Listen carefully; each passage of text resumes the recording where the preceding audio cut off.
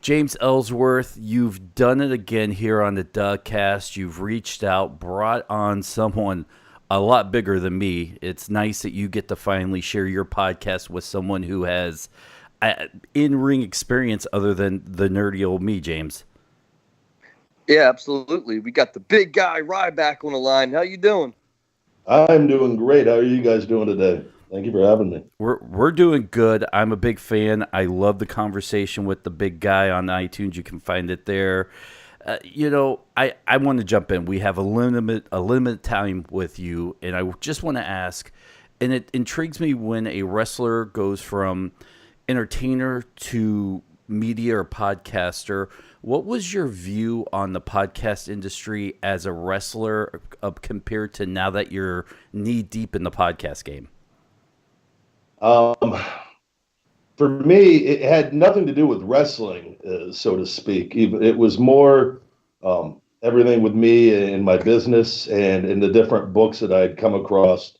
That everything recommended that other successful people were doing it. One of the things, the common trends was podcasting, and it's a great platform for when you have a business, but it's also a great platform to allow people to know your real personality in many different facets. And for me, that was one of the things I wanted to really do was get people to know who I really was based on what I wanted them to hear, and not necessarily judge me from acting or playing different roles and whatnot in the wrestling world. So I hadn't listened. I still don't. I don't listen to a lot of podcasts. I listen to audiobooks primarily, but there's a few that I listen to on business and whatnot. And I used to listen to the Bruce Pritchard one occasionally if there was something I wanted to hear about. But I didn't listen to them all that much back when I was in WWE and when I left, and I still don't necessarily. But I just think it's a great platform, and there's billions of people out there, so there's room for everyone, in my opinion. James, what's your view on it? I don't know if we've even talked about this. From you go back and forth with the WWE, and now you're a podcaster. How's it feel for you? Oh, man, I'm liking it. Like, when you first asked me to do it, I was a little optimistic. I'm like, yeah, that's something I really want to get into, but I've been really enjoying it the last couple of months, and look forward to continue on here on the Dougcast. So, James, what kind of questions or how did you want to go about interviewing Ryback? Because I've got the nerdy side of the industry. You two are industry mates. Yeah, I try to ask different and unique questions, and I think I do have a unique question for Ryback. When they first started pushing you there on WWE, you were squashing a lot of enhancement talent, sometimes two guys at a time. And me, I came from being an enhancement talent. That's how I got, my shot, and that's how I got over wrestling Braun Strowman. Is there any enhancement talent guys that kind of stick out to you that you may have worked with when they were doing that with you?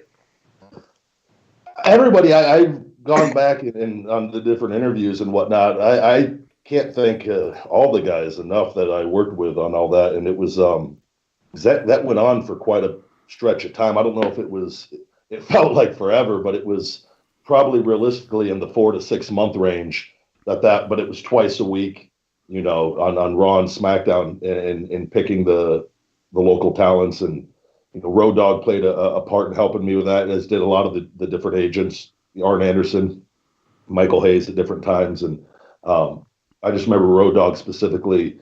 We would always just try to find the most athletic and guys that follow direction really well. And I would spend a lot of time with them during the day, because it was at that point in time, it was you're under the radar, not with WWE necessarily, even though you probably are, but more so with the fans, because you're trying to get over. And any little mistake or anything, it could set you back and really hinder that process. And I was thankful all those guys came through. They all did great. Everybody did everything asked of them, and they let me throw them around and made it look like a train wreck. And we kept people's interest in it, and it allowed me. That was, again, I was playing a role, and those guys, they came through and they went to bat every week. And I thank all of them. There was no specific one guy. I just remember every week we tried to do something a little different and try to do something to wow the people. And then eventually we started double stacking the guys, and that was a lot of pressure on me, but it was on the guys too. Those guys, because we'd walk through it and they didn't want to mess up. And when you're dealing with picking up multiple guys at once, it's timing is extremely important. And if one guy jumps before the other guy, it throws the whole thing off. And they would listen to my cues on that, and it was just everybody, man. It was great. And it helped allow me to get over to a certain level before ever even wrestling a WWE contracted talent. So I can't thank those guys enough. And I don't think that's something that doesn't get talked about a lot. It's like when you're an enhancement talent guy, you're so nervous to get in there, and like what Ryback was saying, and you just hope you don't mess up. You hope you do a good job, because if you mess up, they may never call you. So yeah, I understand that completely. That's why I spent the guys would oftentimes it was kind of a running joke for a little bit. I would eat catering with them and hang out with them, and everyone would say it was kind of like their last meal before I go out and kill them. But it was I wanted to spend time with them so they felt comfortable with me, because one, at that time too, you had people out there creating fake headlines saying I was hurting people, and I never was hurting anybody. And it was, so the guys were coming in intimidated to begin with, and it was, I'm not going to hurt you guys. And I wanted them to actually meet me and talk to me and actually get to know me, and not something that somebody else wrote that has no idea about what's really going on. So, and they all came through, man. But it was on their end, it was extremely nervous. They're not on TV, and I'm just getting started and whatnot. And it was, that's why I said it just all lined up perfectly, and everybody came through. You now get to control your own narrative on the independent scene. After you left the E, we'll call it, did you lose any luster for the wrestling industry? Did you get to keep your love of wrestling? It's a weird. I've never truly. I love wrestling. I've never liked the wrestling business, so to speak. But I was hurt, and I've had 9 stem cell procedures, which I've talked about relentlessly since I've left, which that was the main reason why I left. And I always tell people to listen to the Why It Ended podcast with Robbie E, because it goes into enough detail on that where they can actually understand that. But I was physically hurt, and my back was my main issue. I had 5 disc that were severely compressed from doing that backpack stunner move and all the power lifting and picking guys up, catching guys off the top rope, and all that stuff. When you catch guys out of the air, and when you're picking up Mark Henry and Big Show on a lot of live events, and then weight training and squatting and deadlifting. And then I was doing this backpack stunner, where I've always told anybody that the ass bumper, when you land on your ass in the wrestling ring, is the one bump that will hurt you more than anything. And if you could avoid it, dropping a leg, anything, the energy can only go one direction. It goes up your spine and it compresses your disc. And I was doing that backpack stunner with a guy on my back, most nights. And since I was in my mid-20s, and because it was my finisher when I would skip Sheffield, and it was starting to really suck. And I'd asked to let my contract run out, and then I was met negatively with that, and kind of threatened, and it didn't sit well, because I'd been there my whole life essentially, and I've always put them on a pedestal up to that point. And when I left, there was a lot of things creative, and it was frustrated on many different levels. But I'd been frustrated from the beginning, and that was no secret. I just always dealt with it, always was a good soldier, and busted my ass. But when your body starts to go, like my back was, I didn't know what was wrong either. It starts changing the way you view things, and waking up out of bed and falling to your knees, and it was like I had aged rapidly that last year, and it got worse when I left. And I've never thought highly of the wrestling business. I think there's so much room for it to evolve and grow to catch up with the rest of the world on different things, which it's happening slowly, but it's still way behind. And but I love wrestling, and I always loved WWE. But it's been nice to be able to go and do the independents. But the main thing for me is just getting healthy. I'm about 85% healthy now, where I was told I was going to have 4 discs fused in my back and have to retire. And had I stayed there any longer, 6 months or a year, if I would have signed that 3-year deal, no doubt in my mind, I would have had to have my back fused in 4 spots, and I would not have been allowed to wrestle ever again. So it all worked out beautifully. But it was, I don't want to say, I been honest about different things that have happened in the past from my perspective and what I lived through and what I went through. And, I've been involved in wrestling my entire adult life and with WWE the majority of that time. And it was, to say things didn't anger me would be lying. And anger is a perfectly natural human emotion and things, but I feel like I've dealt with it very positively and done great things with that anger and whatnot. And it was a blessing in disguise getting out of there. So. You just said something that I rings true. I am lucky enough that I get to go to a lot of the Impact tapings because I tag along with my buddy P.D. Williams. And many times I'm an outsider. So we're in the car, we're driving back from Toronto, and I'm in the real world, the business world. And I go, what the heck is this? And why are they doing this? And it's like, there's these, ancient protocols that have not quite evolved, and you get heat for doing something that's perfectly normal in the real world. And it's so weird and walking on eggshells sometimes when you don't even have to. Yeah, exactly. And that's one of the things I don't let fear control me. I never have. And I always I speak my mind. I tell it from my perspective. I try to always give an honest, straightforward opinion. And a lot of people can't handle that because it's wrestling industry is just weird in general at times. And some of it, but it's also great in different aspects. So, but it is sometimes the rules are ass backwards, and there's just it's the way it's just been. It's just slow to catch up with everything else. James? Yeah. So have you been doing a lot of independent shows since you left WWE? I mean, I see your name here and there, or is it just something you do if the money's right, or does it have to be the perfect situation for you to go wrestle? Because I do see you at some shows, but me, I love to perform and I love to travel and still love to do this. So I do as much as possible. Where's your head as far as that goes? Yeah, so for me, and I actually heard Daniel Bryan on the Jericho podcast a while back was talking about the love of wrestling and how guys leaving there and working for $4,000 or $5,000, and that's something for me. And with my body the way it was, for me, it's been simply a tool to go out and wrestle and stay sharp enough so that I'm not been out of the ring for 2 years. But I go and it's I that first year I left. And first 2 years here, and it's still I'm booked all the way to the end of the year. It's just oftentimes people, they think because you're not doing TV that it doesn't exist or doesn't that, and I don't necessarily publicize it all that much.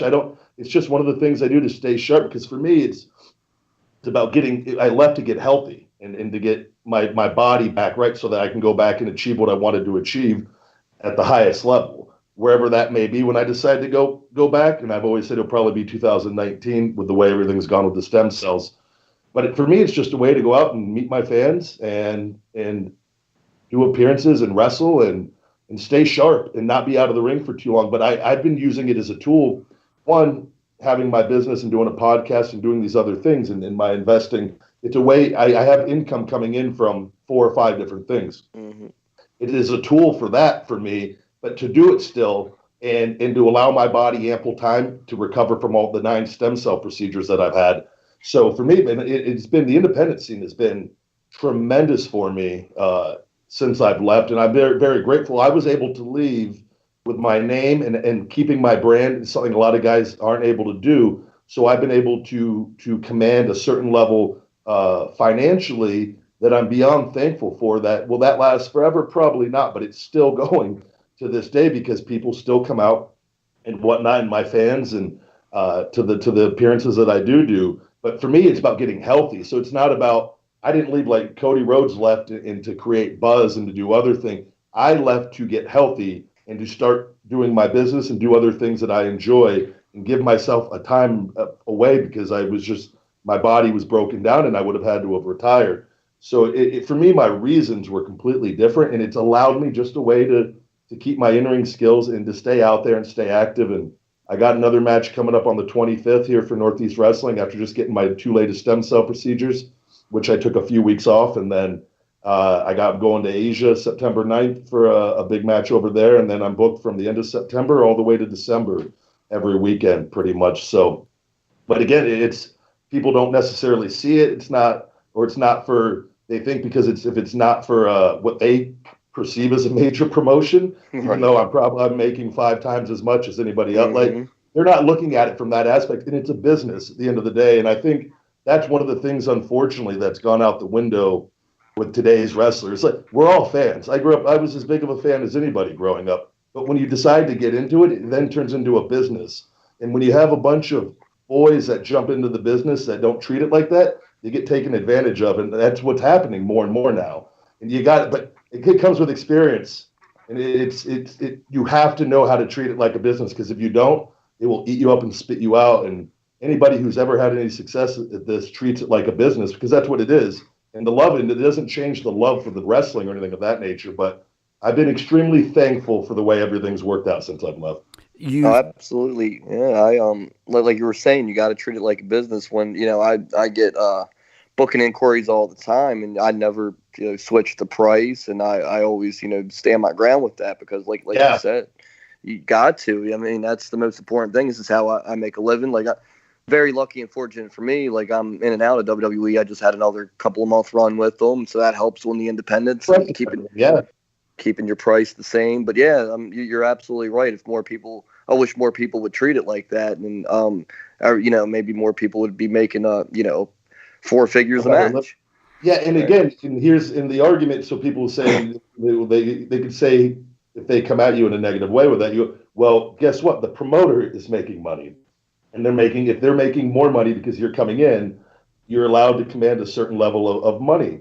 And it's because you are making them a certain level of money, and it's just that is the business side of it, and it's there's nothing wrong with that whatsoever, because if you don't, everyone would want you to come work for free so they can make more money off you. Absolutely. So you have to have respect for yourself, because no one else will.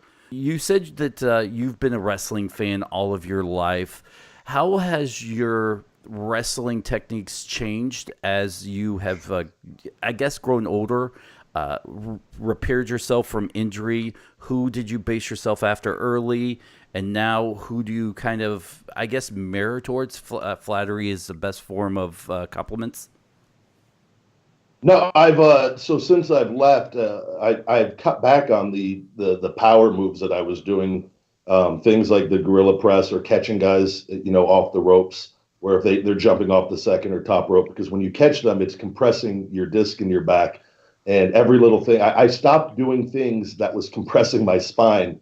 And I've been able to work and do matches and go and do main event matches and put in time at these different independent shows still and whatnot, but just work smarter and not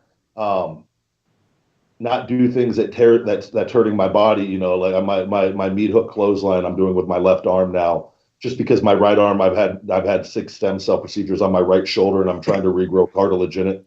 That was from cortisone shots that got eaten away, and just doing little things right now that you think are so important, like where if a guy jumps off the top rope, I would usually catch him, and then just to show the strength of catching him, then I would set him down and then hit him with an overhead belly to belly suplex. Instead, now I'll let him actually just hit his feet on the ground as I make the illusion of catching him. Same exact thing. It's the same exact response, but I'm not actually tearing my body down, catching him out of midair.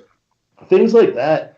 And just, I've always taken pride. I've always talked about this, is I feel like sometimes there's a certain portion of the quote unquote fans that don't respect all the different styles. And they think that high flying makes you a great wrestler. High flying doesn't make you a great wrestler. It makes you great at doing high flying moves, but it's just one part of the business, and there's all these different aspects. And I am primarily a power based wrestler, but I like doing other things too. I don't have to, and people, they don't want to see you do that because it doesn't necessarily look right.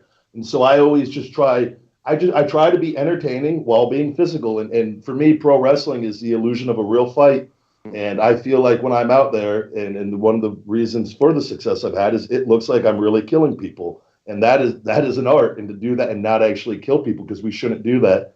But going out there and just and being physical, man, and guys like Eddie Guerrero and Chris Benoit, and those guys, Dean Malenko and Fit Finley, they were so intense with every little thing that they did. And I try to bring that aspect into everything that I do and whatnot. And on the independent shows, I'll occasionally bust out a house show dive and a suicide dive. every once in a while towards the end of a match if it can make sense. If it doesn't make sense, I don't do it. I don't have to. But it's just working smarter oftentimes and not doing the stupid things that I was doing on a night in, night out basis because I thought I had to prove myself every night. Where you have to work smart and you got to look at the end game. And longevity is a big part of being successful in pro wrestling, and that's something I'm looking at now in a different way than I used to. As we wrap this up, James, I've got one more question. I don't know if you have anything else for Ryback. Oh man, it's just great talking to you. No, I met you like once or twice. Like we were in Philly together at a signing a couple of years ago at the ECW arena. But yeah, it was great chatting with you, and hopefully I get to see you soon and really get to know you a little bit. You sound like you're very intelligent about the business, and that I love talking to guys and picking guys' brains that've been around, and you just seem like you have a good mind for it, and I appreciate that. No, thank you. Yeah, and I'm sure we're going to run into each other many more times here. So it's a small world out there in the wrestling world. Absolutely. Finally, my last question is a little bit promotion, a little bit of a question. We all grew up in the age where you look back at some of these wrestlers and they've fallen on hard times. You've mentioned earlier you have about at least five streams plus of different incomes coming in. How important was that for you to solidify outside the wrestling industry? And at what point in your career did you realize maybe this money's not going to last forever? Yeah, that's one of the unfortunate things about pro wrestling, and that's just one of the things on the business end. Wrestlers don't make nearly as much as they should, and it's something, and it's not meant to be negative, to be angry. It's a very real situation that you have, and I respect what Vince has been able to do, but when you have a guy that has become a billionaire off of other human lives, and you look at the history of the business, and pro wrestlers typically die much younger than every other profession, something doesn't add up, and it's not right, and that's partially the wrestlers' faults too, and it's definitely the wrestlers' fault as well. But it's a very tough business, and part of that is in being away and on the road all the time, and I strive for balance in my life, and that was one of the things I'm really thankful for being able to get out of there, because I was completely caught up in that bubble and living on the road 5 days a week, being gone for weeks at a time, and it changes you. Every single guy that's there that I came into the business with from Florida Championship Wrestling or Deep South Wrestling or Ohio Valley Wrestling, they are completely different people now than they were when they first got into the business, as am I, because it changes you, and it's not necessarily in a good way. It hardens you on different aspects, but it's not for the faint. And that's where I look at it. Where when I left and I talked about the pay structure for wrestling, it wasn't that everybody should get paid an equal amount. That was raising a question for people to look at the pay structure on this and be like, wait a second, that isn't right. These guys are on the road the same amount of time. They're doing essentially the same amount of work. They're not making this on merchandise, but then they're being used they're playing their role to perfection, but they're being asked to lose, but they're making millions less than these guys. There's something off about that. That's the question. That's what, and for outsiders to even critique that blew me away, because everybody inside the business respected it, because it's bringing up a valid point. And that's when you see guys that leave there and they don't have anything shortly after. It sucks, and it's heartbreaking to see that. And for me, I noticed my first year, I was very thankful to make a very good amount my first year, and a couple of different points after that. But I saw pretty quickly that the money was going to fluctuate based on how they were going to use you and use me, and then taking away merchandise and things that were bringing in a lot of money for me that I had no say on. And that's when I started riding by myself, not to seclude myself, to be a loner or anything of that nature. But one, because we're around each other all day, but it is good to take some alone time. But it was for me to read and listen to audiobooks on the car rides and give myself a free education on business and other successful people, and learning, okay, I'm going to have this amount of money coming in, or a certain level of money for the foreseeable future. You got to be able to do something with it. And I'll never forget, one of my banker sitting with them, and they go, "Why do you have all this money just sitting in this account, not doing anything?" And I was scared to death. And I said, "Because I'm scared and I don't know what to do with it." And that's right then when I said those words, I got fucking angry because I was like I said, I don't like fear to control anything that I do. And so rather than trust other people with my money, I just started learning about it and listening to book after book after book on stocks, on real estate, different forms of investing, and taking calculated risk so that essentially you're making money when you sleep. And it was the smartest thing I ever did. And I'm still to this day, I go through a book or two a week, sometimes three, and I'm just constantly absorbing information, trying to better myself because it's a never ending game. And like wrestling is unfortunately, it's a tough business. And there's a select group of guys that do really, really well for it. And even then, they don't do nearly as well as they should, in my opinion, on that. And then you have a whole lot of other guys that dedicate a lot of time. They sacrifice their health, and those medical bills. I could speak to this too, like leaving WWE. And I just actually interviewed PJ Black on my podcast here this past week. He lost everything. He broke his ankles in a skydiving accident, and he had to pay for satellites. He had to pay for his medical care. And he did all right in WWE. He'd been there for a bit and made a good amount of money. He lost everything, and he had to completely start over. And I couldn't. He's in such a good place now, and he's somebody I truly consider a friend. And it's heartbreaking to see that guys lose anything, and it's happened to so many of us in this business. It's like enough is enough, and for me, it was just trying to have more control because it could honestly happen to anybody. Something bad could happen to me tomorrow, and medical bills, they're no joke.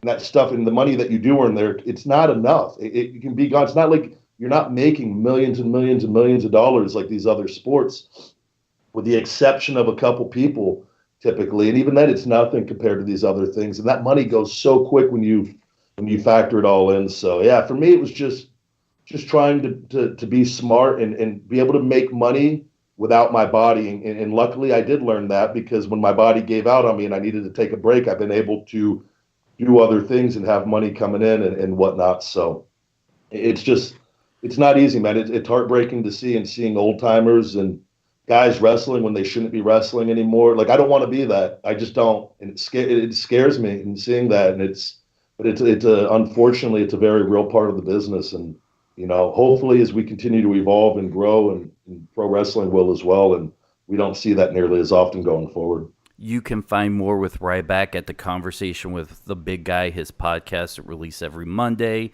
Feedmemore.com, I believe, right? That's where you're sending people? Yeah, that's where my Feed Me More Nutrition all natural supplement line on feedmemore.com. I got my book, Wake Up, It's Feeding Time, available on Amazon, and then the podcast Conversation with the Big Guy on Stitcher and iTunes. Twitter, where can people follow you? You have like 1 million followers, so like everybody on Twitter's already following you. Yeah, the Twitter's pretty much just to promote. That's my least favorite social media, that and Facebook. I'm never on. The at Ryback22 on Twitter. There's at CWTBG and at FMM Nutrition on Twitter, and at the Big Guy Ryback22 on Instagram. That can kind of direct you to the other ones. That the Big Guy Ryback22 on Instagram. So, James, why don't you send them home? Yeah, Ryback, appreciate having you on. Like I said, great conversation. I'm glad you're doing so well. I'm glad you've, went to other places to, like you said, you learned how to make a living outside of wrestling, and you gave yourself a free education on those car rides. And, being a guy that did a lot of those car rides, that's cool that you found a way to use that, that time to just learn. And that's very cool. And it was great having you on the Dougcast, and I hope to see you soon and catch up with you. Absolutely. Thank you for having me. We're doing guests now on Conversation with the Big Guys. So maybe one of these days we can grab you for an interview on the swap it over. So absolutely. Hit me up whenever you need me. Thank you guys for having me. Thank you. James, man, I really appreciate you reaching out to Ryback and getting him on this podcast. Yeah. The one thing about Ryback that I don't think a lot of people bring up, he had that Hell in a Cell match with CM Punk. If you go back and look at that, they pulled a hell of a pay-per-view buy for that match. Like, a lot of people bought that pay-per-view. Him and Punk, people looked that up. That was before, the WWE network was streaming the pay-per-views. It was still, you had to get it on pay-per-view. And think, yeah, it was him and Punk and Hell in a Cell that did a really good buy rate. You know, you and I, before we actually started recording, we both said, hey, listen, let's not really get into his WWE stuff. It's just something that everybody always talks about. And we just wanted to take this in a little bit different of a direction to figure out who the guy Ryback really is, not what he has done. Yeah, I don't know him too well. He seems like a nice guy. I met him a handful of times. He's always nice to me. But yeah, he seems like an intelligent guy. Like when it comes to stuff outside of wrestling and the way he's he's doing his nutrition, and he likes to listen to those books that come out on cassette or what have you, and like learn about financing. And he just seems like a bright guy, and he seems like he's doing well. Good for him. I'm so positive about people, and I like hearing that people do good, and good for him for taking his life outside of WWE and doing something very good with it. In the realm of it's a small world after all, I have a story from this weekend to tell you, James. I was up in Toronto for this set of not TNA, but Impact tapings with PD, as we had said during the Ryback interview. I was asked to play a bartender in a skit with a Stone Rockwell, who's doing a bunch of videos online, part of their Twitch. He's doing videos for the website. It's going to be everywhere. Comes to me and says, hey, you got a clean shirt. We need a bartender. I'm like, oh, that's exciting. So we get there, and it's me and another guy. And I feel horrible that I don't remember his name. And if he ever listens to this, I apologize. I am so sorry. But they go off to film something, and he's kind of on his phone. I'm on mine. I try to do the small talk. Very nice guy. And I go, oh, yeah, I do a podcast with PD. He's like, oh, cool. I said, I also do one with James Ellsworth. He goes, really? I go, yeah. He goes, I just wrestled him like Saturday night. I go, really? He's like, big time wrestling. Oh, man, it's a funny story. He puts me in a headlock, and I feel this shooting pain, and I realize I forgot to take my earrings off. And I thought they got ripped out in the middle of the wrestling match. Yeah, he was a little concerned about that, but obviously been wrestling 16 years. I've never hurt anybody, so he wasn't hurt. But like when you do have earrings in, because I've left them in before and wrestled, it's a certain uncomfort when somebody does have you in something like a headlock and your earrings just pressed against your ear there, and so he probably felt a little uncomfort because he forgot to take them out. He had these big earrings. Seemed like a nice guy. Had a lot of fun there at Big Time Wrestling, as I always do. It's a very good independent wrestling company. If you haven't checked them out, btwtickets.com is their website. They run great shows, like 30 to 40 shows a year, and they're just Steve Perkins and Terry Allen. They great guys that run that promotion. So, James, as we wrap up this podcast, we're keeping it short today. We're not going to hit the 45-minute mark, but let's just talk about a little bit of what we got going on here at the Wrestling Perspective Podcast.com. You started something last week. If you go over to ProWrestlingTees.com/Ellsworth, and part of that was my fault when I put it up there. I forgot the S in Pro Wrestling Tees. But if you go to Pro Wrestling Tees, things, I know. Listen, that's not the first time I heard those words this weekend.